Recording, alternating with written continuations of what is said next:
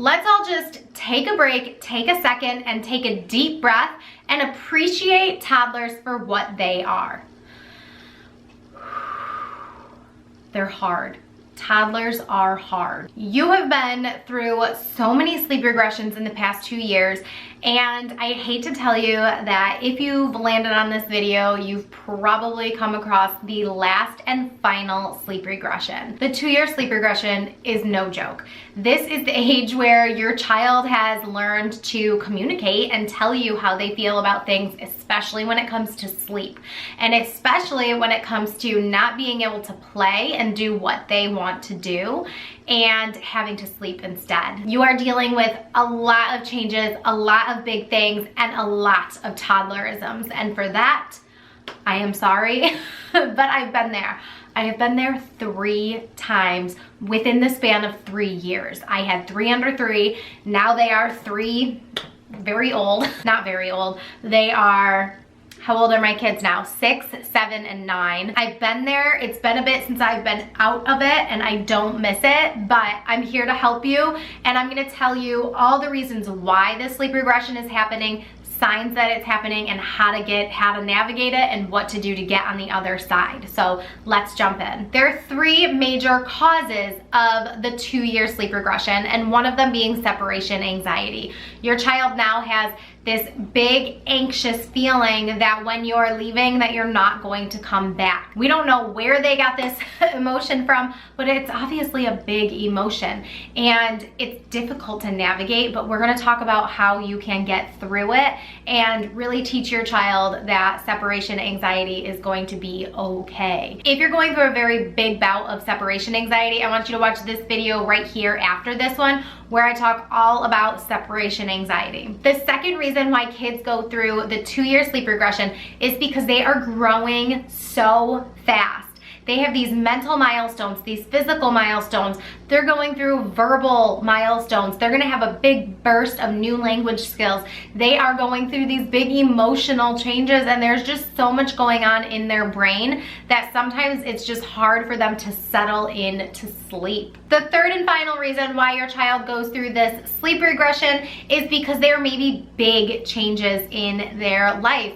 Whether it's a new house, a new school, a new sibling, potty training, any of those things will cause a sleep regression. So how do you know if you're in a sleep regression or just if you need to make some other big changes in their schedule or anything else? There are 3 signs that we're gonna talk about today. The first one being fighting naps, the second one fighting bedtime, and the third one being middle of the night wake-ups and or early morning wake-ups. So that 4 a.m. wake up where they decide they're up and it's party time and they're not going back to sleep. If all of those things are happening at the same time, then you're probably in the sleep regression. If you're only dealing with one of those things, you're probably not quite there yet at the sleep regression, but it may be coming. So now we're wondering what to do about this sleep regression, how to get through it, and how to find the light at the end of the tunnel. I promise you there is a light at the end of the tunnel, and there are no more sleep regressions after this. So just keep that in mind. You will get through this and everything will be hopefully uphill from here, and your child will love their sleep as much as my children love their sleep. Let's talk about 3 things that you can do to help your child through this sleep regression. The first one being lengthen your bedtime routine. It should already be between 20 and 30 minutes, but you want to lean towards the 30 to 45 minutes. That doesn't mean that you have to do 30 to 45 minutes of just reading, but you want to maybe include another activity in your bedtime routine.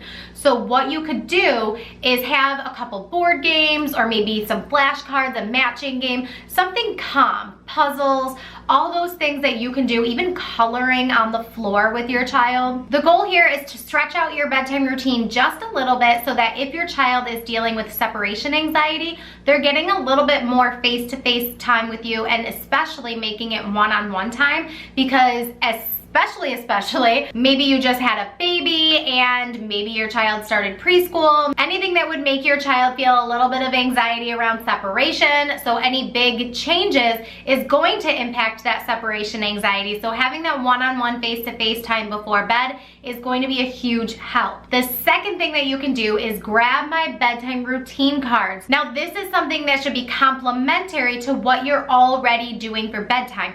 So you're not creating a new routine, you're just creating a new way of doing it. I want you to print out the routine cards and I want you to put them on your child's wall and go through them together at bedtime.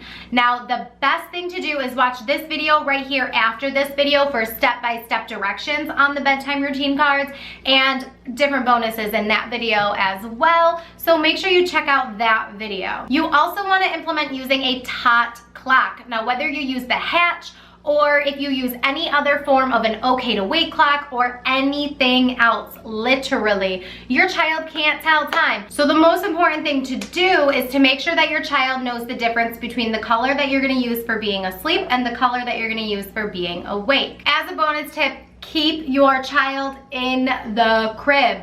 Do not transition. Just don't. Don't transition to a toddler bed yet. Your 2-year-old is too young to understand that just because they're in a toddler bed does not mean that they have complete freedom of the entire house. So keep them in the crib as long as possible. If they start climbing out, then you know what I'm gonna say. I have a video right here all about keeping your child in the crib longer and preventing them from climbing out. Remember to stay consistent and that sleep regressions do pass. Keep your schedule the same, keep offering the naps, keep bedtime the same, and your child will go to sleep again. Don't forget about the video with the bedtime routine cards and make sure you download those if you're not using them in your toddler's routine yet. I've had so many families tell me how helpful and useful they were in their child's bedtime routine. I hope you enjoyed this video and keep blooming. Mwah.